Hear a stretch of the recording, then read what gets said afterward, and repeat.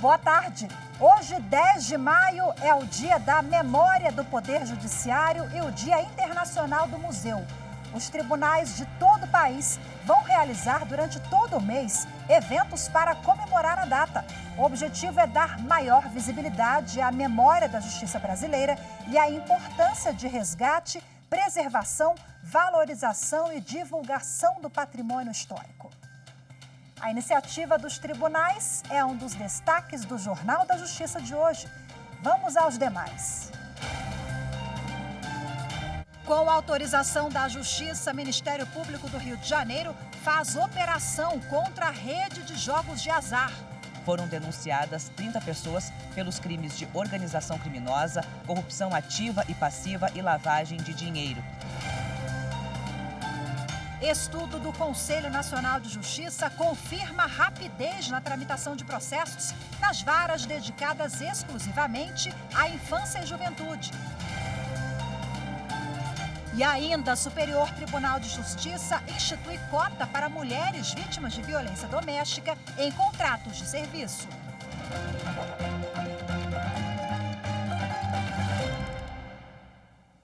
Com a autorização da Justiça, o Ministério Público do Rio de Janeiro iniciou uma operação contra uma rede de jogos de azar comandada pelo bicheiro Rogério de Andrade e pelo policial militar reformado Rony Lessa, que é réu pela morte da vereadora Marielle Franco e do motorista dela, Anderson Gomes. Segundo as investigações, Rogério e Rony Lessa abriram casas de apostas e bingos em diversos estados. Os agentes da Polícia Civil do Rio de Janeiro cumprem 29 mandados de prisão e 119 mandados de busca e apreensão. Foram denunciadas 30 pessoas pelos crimes de organização criminosa, corrupção ativa, corrupção passiva e lavagem de dinheiro. Entre os investigados, o delegado Marcos Cipriano, que foi preso, e a delegada licenciada Adriana Belém. Na casa dela, foram apreendidos cerca de R$2 milhões em espécie. As investigações apontam que o grupo atuava em outros estados além do Rio de Janeiro, há décadas explorando a corrupção de agentes públicos, principalmente os ligados à segurança. A organização criminosa, liderada pelo bicheiro Rogério Andrade e pelo policial reformado Rony Lessa, pagava valores todos os meses para oficiais de batalhões de polícia para permitir o livre funcionamento das casas de jogos. Há suspeita ainda de que o grupo mandava matar concorrentes e desafetos. O uso do plenário virtual do Supremo Tribunal Federal aumentou 21,5% depois da pandemia do coronavírus. O número foi divulgado nesta segunda-feira no 6º Encontro Acadêmico de Pesquisas Judiciárias em Brasília. Este cenário já é bastante conhecido dos brasileiros, o plenário do Supremo Tribunal Federal. Mas o chamado plenário virtual é cada vez mais usado. O encontro reuniu aqui no Supremo magistrados e servidores dos tribunais superiores, além de representantes de associações como a de juízes federais do Brasil. Também participaram os ministros Gilmar Mendes, do STF, e Humberto Martins, presidente do Superior Tribunal de Justiça. O desempenho do plenário virtual foi o assunto do encontro. O uso dessa forma de julgamento pelos ministros do STF aumentou 21,5% nos 9 primeiros meses da pandemia, em relação ao mesmo período antes da pandemia. No plenário virtual, cada ministro vota a seu tempo dentro de um determinado prazo. Os votos são colocados no sistema eletrônico do Supremo. O plenário virtual começou a funcionar em 2007 para o julgamento de casos de repercussão geral. Em 2020, passou a julgar todos os processos da Corte. Os dados mostram que a pandemia de coronavírus aumentou os julgamentos nesse tipo de plenário.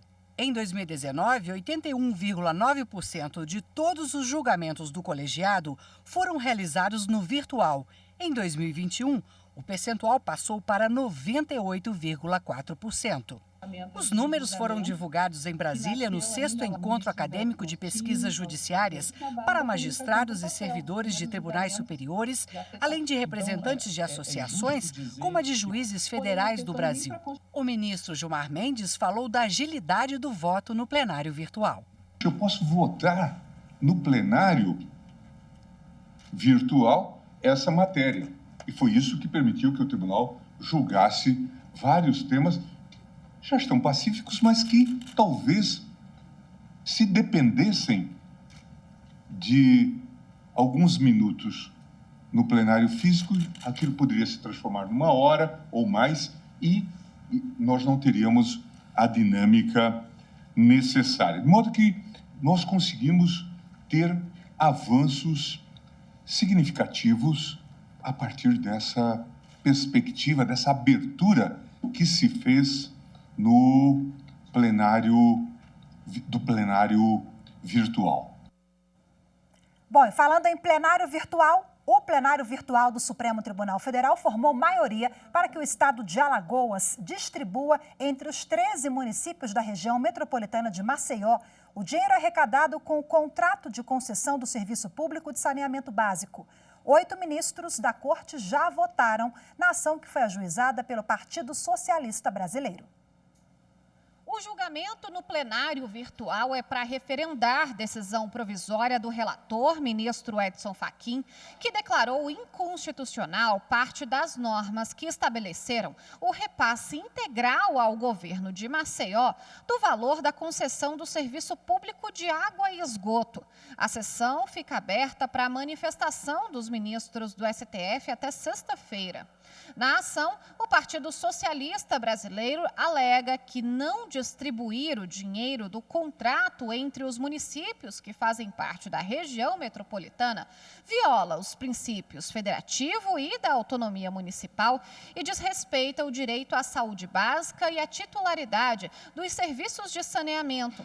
Na decisão, o ministro Edson Fachin afirma que a divisão evita a captação abusiva de recursos pelo Estado e que a legislação prevê que a gestão dos valores deve contemplar todos os entes envolvidos. O presidente do Superior Tribunal de Justiça, ministro Humberto Martins, suspendeu a decisão que interrompeu a desocupação diária do Autódromo de Brasília. O presidente do Superior Tribunal de Justiça, ministro Humberto Martins, suspendeu a liminar de primeiro grau da Justiça do Distrito Federal, que havia determinado a interrupção do processo de retirada de uma empresa do cartódromo localizado no Autódromo Internacional de Brasília, por concluir que ficou demonstrado dano urbanístico. A desocupação do cartódromo foi requerida por meio de ação popular contra o Distrito Federal e a Agência de Desenvolvimento Local, a TerraCap, sob a alegação de que a não efetivação da medida significava omissão lesiva aos cofres públicos distritais. Um dos ocupantes do cartódromo pôs embargos de terceiros, nos quais o juízo de primeira instância concedeu liminar para suspender a ordem de remoção de pessoas e demolição de edificações referentes a uma empresa de kart.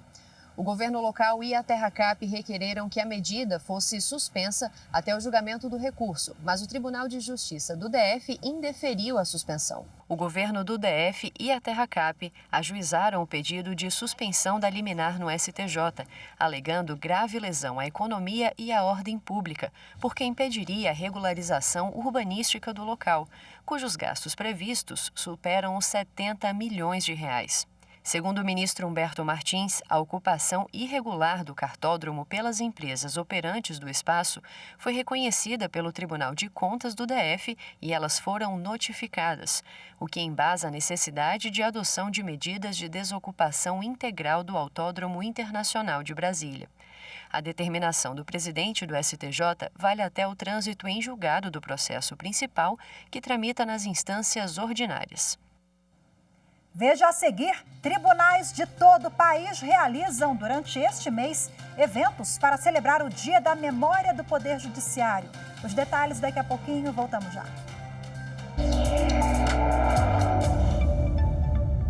A TV Justiça é de suma importância para a sociedade, porque ela mostra o dia a dia do judiciário e de todos os seus envolvidos.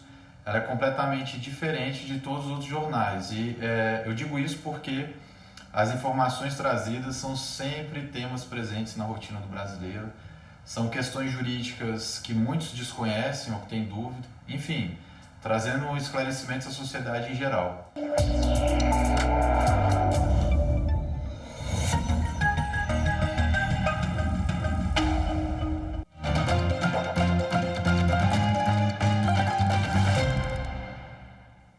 Hoje, 10 de maio, é o Dia da Memória do Poder Judiciário e o Dia Internacional do Museu. Tribunais de todo o país realizam durante este mês eventos para chamar a atenção sobre a importância de resgatar o patrimônio histórico da justiça brasileira.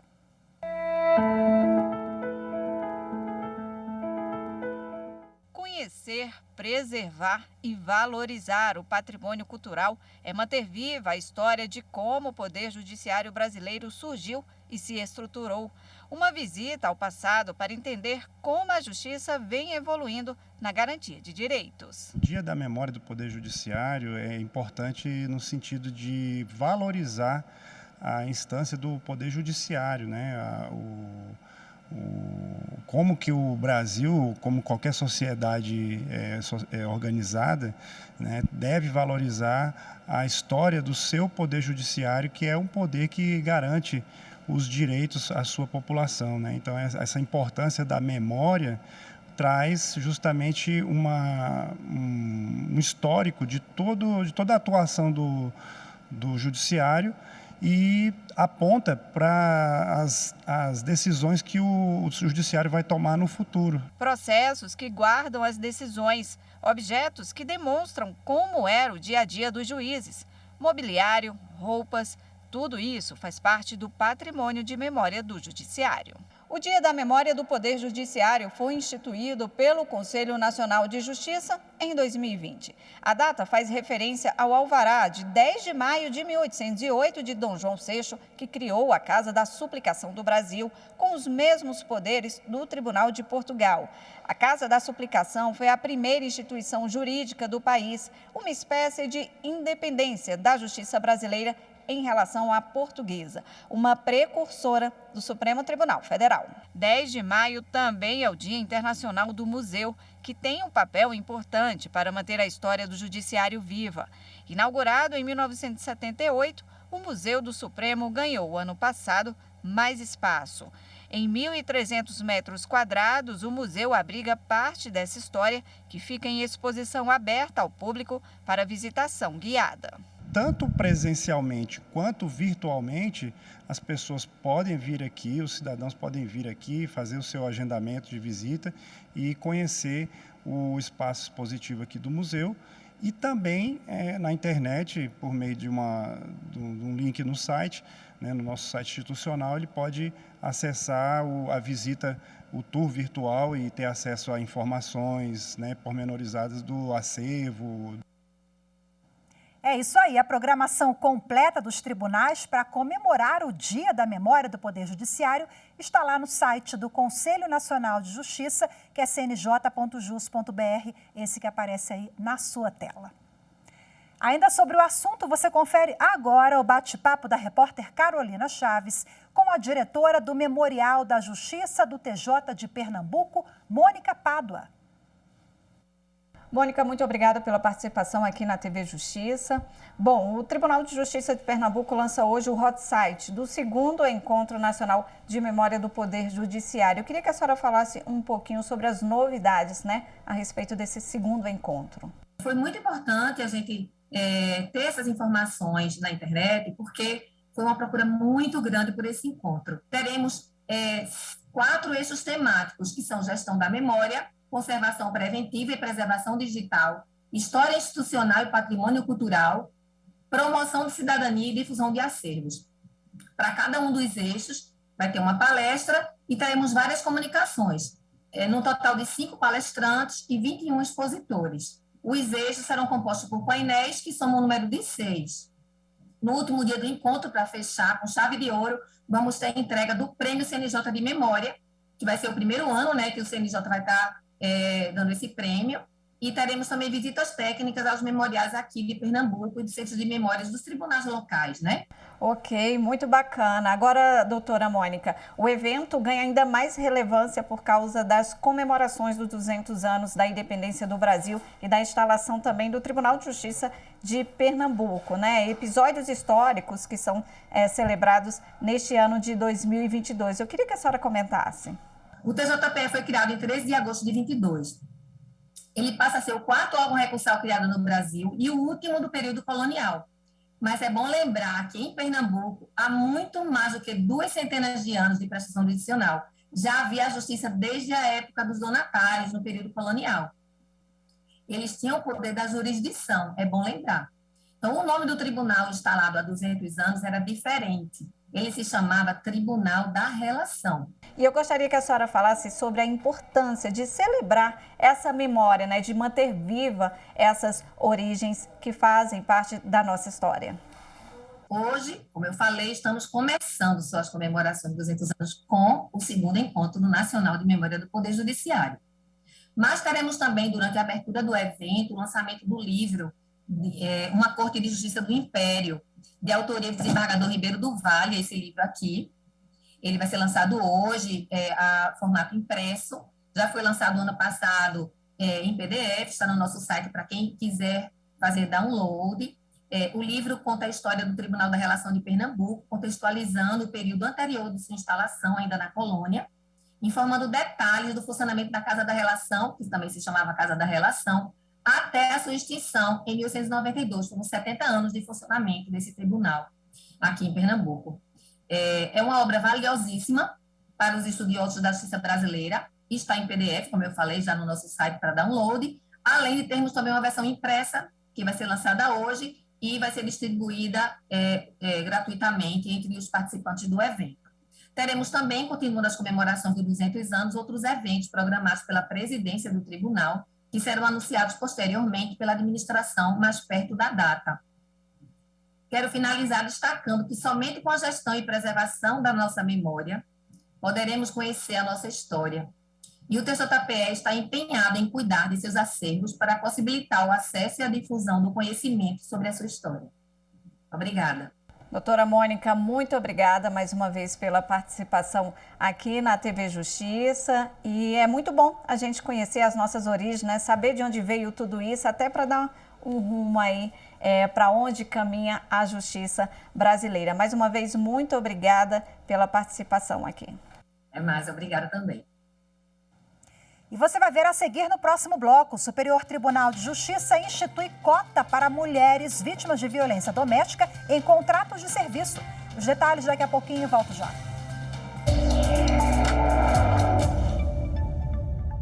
A TV Justiça comemora seus 20 anos. E isso é razão de imenso orgulho não só para nós, operadores do direito, mas, sobretudo, para toda a sociedade em geral. Porque informar também é um ato de cidadania. Parabéns, TV Justiça, pelos excelentes serviços prestados à comunidade brasileira.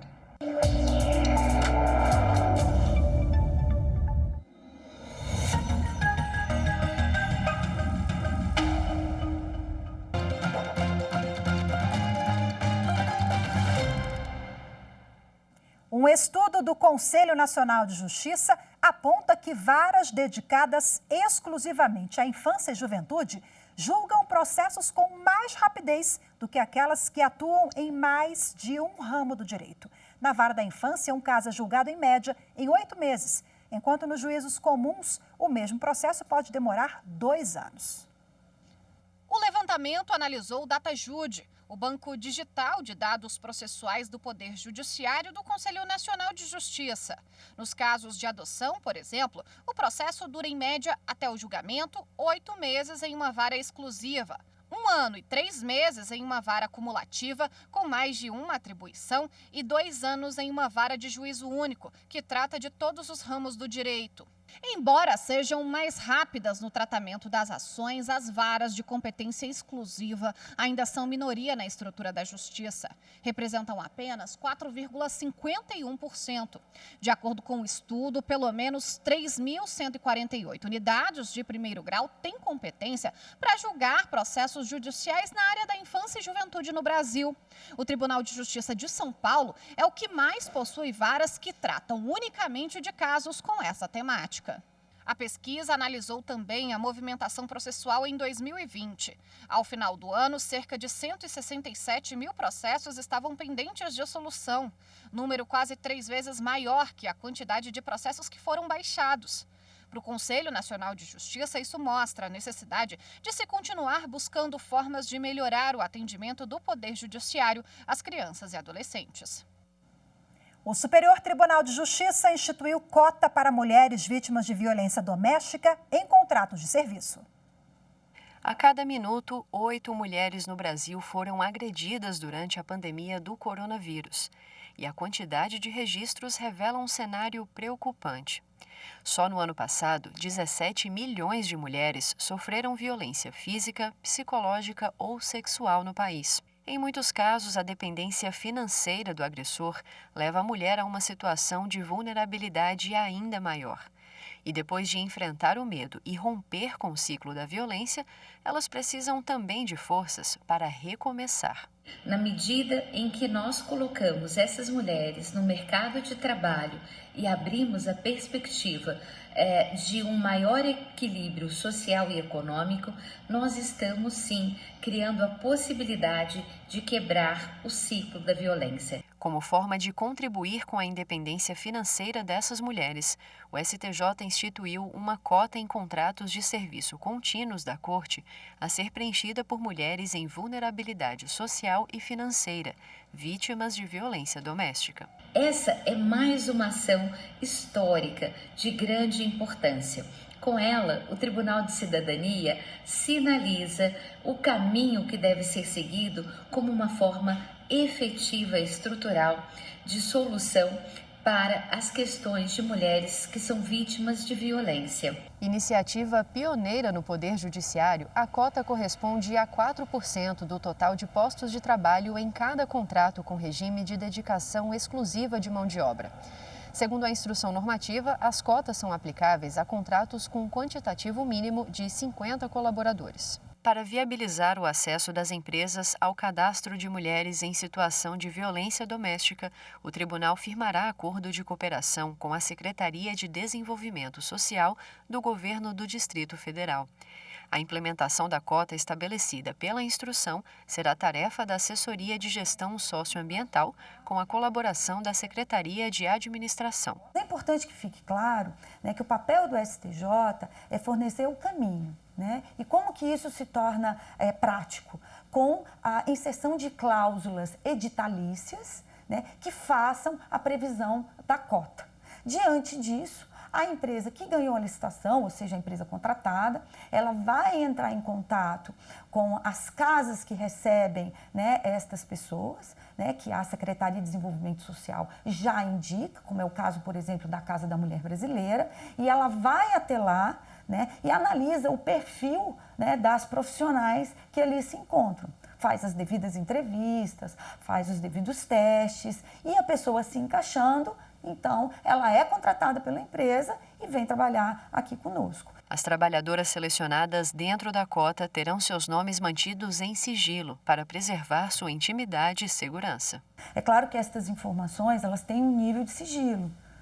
Não são todos no tribunal que vão ficar sabendo que aquela pessoa A, B ou C viveu determinada situação. Isso é uma informação sigilosa, mantida em cadastro da própria Secretaria, da própria Casa da Mulher Brasileira, e o tribunal vai se comprometer com esse sigilo. O importante agora é que uma janela se abriu e, quem sabe agora, a partir desse momento, da regulamentação e da efetivação, a gente possa pensar em novas formas de abraçar grupos minoritários. O Jornal da Justiça de hoje fica por aqui. Muito obrigada pela sua companhia, ótima tarde, até amanhã.